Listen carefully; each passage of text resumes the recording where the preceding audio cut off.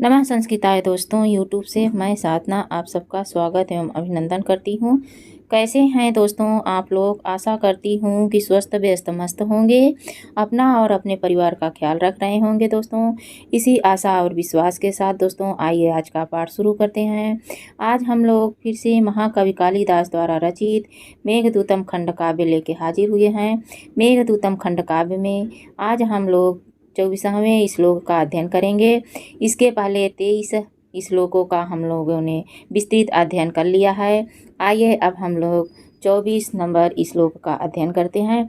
उसके पहले हम लोग 23वें श्लोक पे थोड़ा सा विचार कर लेते हैं। तो 23वें श्लोक में यक्ष मेघ से कहता है कि यद्यपि तुम्हारे मार्ग में कुछ देरी हो सकती है, ऐसा मैं संभावना करता हूँ, फिर भी तुम जो मित्र के अभीष्ट कार्य के लिए बेड़ा उठाया है, जिम्मा लिया है, उस कार्य को पूरा करने के लिए शीघ्र ही अपने अपने रास्ते को तय करना, ज़्यादा देर मत करना। इन्हीं सब बातों को कहते हुए जो है यक्ष कह रहा है कि तुम जहाँ भी जाना, वहाँ जो है जहाँ जाओगे और वहाँ मयूरी आपका स्वागत करेगी, इसलिए जल्दी से ही जाना। और फिर उसके बाद आइए अब हम लोग 24वें नंबर श्लोक का अध्ययन करते हैं। आइए इसका वाचन करते हैं। पाण्डुछायो पावनवृतयः केतकैः शुचिभिन्नैः नीडारम्भैः गृहबलिभुजाम् आकुलग्रामचैत्या त्वय्यासन्ने परिणतफल श्यामजम्बूवनान्ता सम्पश्यन्ते कतिपयदिन स्थायी हंसाः दशार्णाः पाण्डुछायो पवनवृत्तयः केतकैः शुचिभिन्नैः नीडारम्भैः गृहबलिभुजाम् आकुलग्रामचैत्या त्वय्यासन्ने परिणतफल श्यामजम्बूवनान्ताः संपश्यन्ते कतिपय दिन स्थायी हंसाः दशार्णाः। तो यक्ष मेघ से कह रहा है कि इसके बाद तुम जाओगे कहाँ? दशाढ़ देश में पहुँचोगे। कहाँ जाओगे? दशाढ़ देश में पहुँचोगे। तो यहाँ पे पांडु छाया का अर्थ हो जाएगा कि पीली कांति वाले, क्या है? पांडु छाया पीली सी कांति वाले उपवनों वाला। कौन सा? पांडु छायो उपवन, पीली कांति का उपवन वाला। केतकई है, केतकी के पुष्पों से कलियों के अग्रभाग से, क्या? केतकी के पुष्पों के से कलियों के अग्रभाग से। नीडारंभई है, नीडारंभई का अर्थ हो जाएगा जो है नीडारंभई का अर्थ हो जाएगा कि घोंसलों की रचना। क्या करोगे? घोंसलों की रचना वाला। गृहबलिभुजाम, गृहबलिभुजाम आकुल ग्राम चैत्या। गृहबलिभुजाम का अर्थ हो जाएगा कि घर की बलि को खाने वाला कौवा। क्या? घर की बलि को खाने वाला कौवा। गृहबलिभुजाम घर की बलि को खाने वाला कौवा, पंछी आदि। आकुल ग्राम चैत्या, आकुल ग्राम चैत्या का अर्थ हो जाएगा व्याप्त ग्राम की गलियों के पवित्र पीपल आदि वृक्षों वाले। त्वय्यासन्ने यानी तुम्हारे आ जाने पर, परिणत फल श्यामा वनांता यानी पके हुए फलों से काले बने हुए जामुन के बनों वाला भाग। बहुत बड़े बड़े इसका शब्दार्थ है, इसलिए मैं लिख नहीं रही हूँ, आप लोग इसे सुनने की कोशिश कीजिए। संपश्यन्ते, संपश्यन्ते का अर्थ हो जाएगा हो जाएगा। क्या हो जाएगा? कतिपय दिन अस्थाई हंसाह, इसका अर्थ हो जाएगा कुछ दिन ठहरने वाले। हंसों से युक्त तुम कहाँ हो जाओगे? जहाँ ठहरोगे तो दशाढ़ देश ऐसा पवित्र होगा। आइए अब हम लोग इसे अन्वय के आधार पर देखते हैं। अन्वय के आधार पर इसका अर्थ समझते हैं। अभी हम लोगों ने श्लोक के आधार पर देखा है। तो यह मतलब तुम्हारे, तो यह मतलब तुम्हारे, तो त्वयी किसके लिए आया है? मेघ के लिए। किसके? मेघ के लिए। आसन्ने मतलब निकट आने पर या आ जाने पर, तुम्हारे पास आ जाने पर। क्या? तुम्हारे पास आ जाने पर। दशाढ़ मतलब दशाढ़ हो जाएगा, दशाढ़ देश हो जाएगा। सूची भिन्नई है, कलियों के अग्रभाग से विकसित। क्या? कलियों के अग्रभाग से विकसित कौन है? केतकी का पुष्प है। कौन? केतकी का पुष्प है। पुष्पों से पांडु छायो पवन वृत्तयः, वृत्तयः मतलब चारों तरफ ढक जाएगा, चारों तरफ वाला हो जाएगा। कवन उपवन कैसे, पीली कांति वाले, यानी पीली कांति वाले पीले कलर से जो है वन ढक जाएगा। गृह भुजाम, गृह भुजाम का अर्थ होगा घर की बलि को खाने वाले कौवे आदि पक्षी जो होते हैं, जो घर के बलि को ही खाते हैं, घर के अन्न को ही खाते हैं। नीडारंभई का मतलब घोंसले, नीडारंभई यानी घोंसले की रचना से जो है आकुल, आकुल ग्राम चैत्या, तो व्याप्त ग्राम की गलियों के पवित्र पीपल आदि जो वृक्ष होते हैं, ऐसे जो वृक्ष हैं वह परिणित फल श्यामा जम्बू वनांता, परिणित फल श्यामा जम्बू वनांता, पके हुए फलों से काले बने हुए जामुन वनों के भाग वाला क्या हो जाओगे। कतिपय अस्थाई हंसा, कुछ दिन ठहरने वाले हंसों के युक्त क्या होगा, जो कुछ दिन जब वहाँ रुकोगे तो ऐसा जब लगेगा तो ऐसा लगेगा कि यहाँ पे कुछ दिन हंस ठहरे हुए हैं। सब पश्यंती मतलब हो जाएगा, वह जो दसाड़ देश है वह तुम्हारे वहाँ जाने पर जब पीली कांति वाला हो जाएगा, और क्या हो जाएगा कि पीली कांति वाला हो जाएगा, और जो है सूची भी नई है, जो कलियों से युक्त अग्रभाग के विकसित केतकी के पुष्प से हो जाएगा। तो ऐसा लगेगा कि जो है यह भी दसाड़ देश की तरह लगने लगा है। उसके बाद आइए हम लोग यहाँ पे विशेष विशेषण को देखते हैं। क्या देखेंगे, विशेष विशेषण को, तो इसमें एक ही विशेषण है और बाकी सब विशेष हैं। वह है केतकई है, क्या केतकई है 1 नंबर, इसका सूची भिन्न ही हो जाएगा, और पांडु छाया वृत्तया भी इसी का हो जाएगा, नीडारंभई भी हो जाएगा, और ये हो जाएगा परिणित फल श्यामा वन वनांतु हो जाएगा, और कतिपय हंसा ये भी हो जाएगा क्या इसका विशेष विशेषण।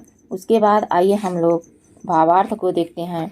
भावार्थ क्या है, भावार्थ में क्या कह रहा है यक्ष, तो यक्ष कह रहा है मेघ तुम्हारे पास आने पर दसाण देश कलियों के अग्रभाग से विकसित केतकी के पुष्पों से पीली सी कांति वाले उपवनों के घरों वाला, घर की बलि को खाने वाले कौवे आदि की पंछियों के घोंसलों की रचना से व्याप्त ग्राम की गलियों के पवित्र पीपल आदि वृक्षों वाले, पके हुए फलों से काले बने हुए जामुन वनों के भाग वाला, और कुछ दिन ठहरे हुए हंसों वाला हो जाएगा। कौन हो जाएगा, दसाण देश हो जाएगा, दसाण देश हो जाएगा। उसके बाद आइए हम लोग टिप्पणियों को देखते हैं कि टिप्पणियाँ क्या कह रही हैं।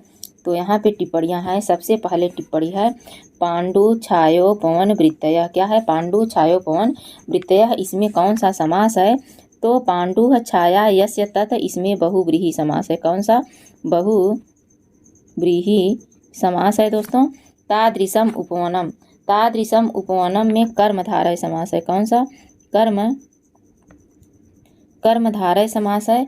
तस्य वृत्तिः तेषु ते, तस्य वृत्तिः तेषु, इसमें भी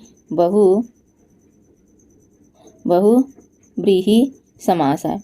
उसके बाद दूसरी टिप्पणी जो है वह है सूची भिन्नई है। क्या है, सूची भिन्नई है, यह दूसरी टिप्पणी है, और ये क्या है, पहली है। सूची भिन्नई है में कौन सा समास है, तो सूचीसु भिन्नानि तई है, सूचीसु भिन्नानि तई है में सप्तमी तत्पुरुष समास है। कौन सा, सप्तमी तत्पुरुष समास हो जाएगा। भिन्न शब्द बना कैसे है, तो यह बना है भिद धातु प्लस अक्त प्रत्यय से, इसी तरह छिद धातु प्लस अक्त प्रत्यय से बनता है छिन्न। क्या बनता है, छिन्न रूप बनता है, जैसे भिन्न बना है। उसके बाद अगली टिप्पणी देख लेते हैं। अगली टिप्पणी है नीडारंभई, क्या है, नीडारंभई, यह तीसरी टिप्पणी है। नीडारंभई है तीसरी टिप्पणी है। तो नीडा नाम आरंभा तई है, नीडा नाम आरंभा तई है, इसमें भी बहुव्रीहि समास है। क्या है, बहुव्रीहि समास है दोस्तों। आरंभ शब्द बना कैसे है, तो आरंभ शब्द बना है आंग उपसर्ग से प्लस रभ धातु से, इसमें रभ धातु है प्लस घय प्रत्यय है दोस्तों। उसके बाद अगली टिप्पणी जो है हमारी वो चौथी टिप्पणी है गृह बलि भुजाम, क्या है, गृह बलि भुजाम, तो गृह बलि भुजाम में कौन सा समास है, गृहेषु बलिं भुजन्ते ते गृह बलि भुजः तेषाम, ते गृहवली भुजन्ते गृहवली भुजाम तेषाम, तो इसमें उपपद समास है। कौन सा? उपपद समास है दोस्तों। उसके बाद अगली पांचवी जो हमारी टिप्पणी है 5वें नंबर की, यह है आकुल ग्राम चैत्या। क्या? आकुल ग्राम चैत्या। तो आकुल ग्राम चैत्या आकुलानी ग्रामेषु चैत्यानि तेषु ते, इसमें कौन सा समास है? तो इसमें भी बहुव्रीहि समास है। कौन सा? बहुव्रीहि समास है। कौन? बहुव्रीहि समास है। तो उसके बाद अगली टिप्पणी क्या है? तो अगली टिप्पणी यहाँ पे चैत्या है। क्या? चैत्या शब्द बना कैसे है? तो चित्त प्लस अण धातु से, चित्त प्लस अण धातु से बना है चैत्या। क्या? चैत्या बना। आसने कैसे बना है? आसने शब्द बना कैसे है? तो ये भी बना है आंग उपसर्ग से, और ये 6वीं टिप्पणी है। आंग उपसर्ग है जिसका अशेष बचता है, आशेष बचता है, और यहाँ पे सद धातु है। कौन सा? सद धातु प्लस अक्त प्रत्यय है। कौन सा? अक्त प्रत्यय है। उसके बाद हमारी अगली जो टिप्पणी है वह है 7वीं टिप्पणी। परिणीत फल श्याम जम्बू वनांताः। परिणीत फल श्याम जम्बू वनांताः। तो परिणीतानि फलानि, इसमें कर्मधारय है। कौन सा? कर्मधारय समास है। और तैः श्यामानि तैः अन्ताः, तो इसमें तृतीया तत्पुरुष समास है। कौन सा? तृतीया तत्पुरुष समास है। तादृशानि जम्बूनानि, इसमें कौन सा समास है? तो तादृशानि जम्बूनानि में कर्मधारय समास है। कौन सा? कर्मधारय समास है। और इसमें एक और जो है समास है, उसे अगली स्लाइड में है, उसे देख लेते हैं। तो यहाँ है पूरे में परिणीत जम्बू फलैः श्यामाः जम्बूवन नाम अन्ताः तेषु ते, इसमें कौन सा समास है? तो इसमें है बहुव्रीहि समास। कौन सा? बहुव्रीहि समास है दोस्तों। परिणीत बना कैसे है? परिणीत जो शब्द वह कैसे बना है? तो यह बना है परि उपसर्ग से प्लस नम धातु से प्लस अक्त प्रत्यय से बना है। क्या? अक्तः प्रत्यय से जो बना है परिणीत शब्द बना है। सब पश्यन्ते, इसमें सम उपसर्ग है, पद धातु है, और लिट लकार प्रथम पुरुष का बहुवचन का रूप है। कतिपय दिन अस्थाई हंसाः, ये हमारी जो है यह 8वीं टिप्पणी है। कौन सी? 8वीं टिप्पणी है। कतिपय दिन अस्थाई हंसाः, तो कतिपयानि च तानि दिनानि, कतिपयानि च तानि दिनानि में उपपद समास है। कौन सा? उपपद समास है। उसके बाद इसका और एक समास है इसमें, तो तेषु तिष्ठति इति, इसमें भी यहाँ हम लोगों ने जो कर दिया है उपपद समास नहीं होगा, यहाँ पे होगा कर्मधारय समास। कौन सा? यहाँ पे कर्मधारय समास हो जाएगा। कर्मधारय समास हो जाएगा। और यहाँ पे जो है हमारा, यहाँ पे होगा उपपद समास। क्या? उपपद समास हो जाएगा। ठीक। कतिपय दिन अस्थायिनः हंसाः तेषु ते, इसमें कौन सा होगा? तो इसमें वही होगा बहुव्रीहि समास। कौन सा? बहुव्रीहि समास हो जाएगा दोस्तों। अस्थायिनः कैसे बना है? तो यह बना है अस्था धातु से। क्या? अस्था धातु है प्लस यहाँ पे ऋणी प्रत्यय है। क्या है? ऋणी प्रत्यय से बना है। तो ये था हमारा आज का 24 नंबर श्लोक का। आशा करती हूँ कि आप लोगों को समझ में आया होगा, अच्छा लगा होगा। अच्छा लगे तो लाइक शेयर कमेंट करें, और जो हमारे नए साथी हों, चैनल को देख रहे हों, तो उनसे हमारा रिक्वेस्ट है कि चैनल को सब्सक्राइब करें और हमारा उत्साह बढ़ाएं। नमः संस्कृताय। धन्यवाद दोस्तों।